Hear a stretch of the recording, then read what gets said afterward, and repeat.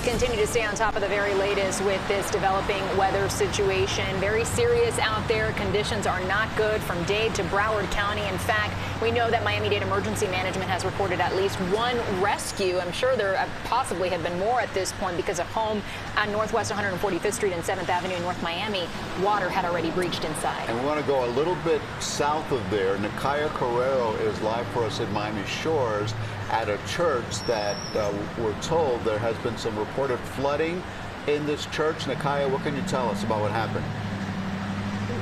Lauren and Elliot, I will say the flooding hasn't reached the church yet, but as you can see, the water is flowing up from the street. I will say, since me and my cameraman Chris arrived, the water has gotten closer to the church, and cars are continuing to drive through these flood waters. But we will show you one thing. I'm going to have Chris point towards the street light because the light is out, the electricity is out inside the church, and down 103rd Street, you can see, I'm going to have him zoom in, those cars are going through flood waters. And it's something that we continue to hear: do not drive through flood waters. And if you do drive through them, try to get through them as quickly as possible.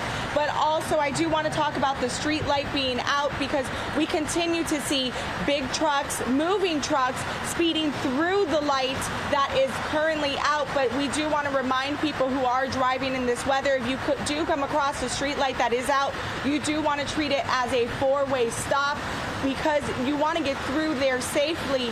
Now, as we said, the church, I spoke to the pastor and he told me they've actually had to cancel their 7:30 p.m. service today, not because of the electricity being out, but because of the weather and those having to travel to the church. He just wants to make sure everyone's safe, and that's all you keep hearing is everyone is just trying to get home safely, get through this weather, because at this time they're getting off work.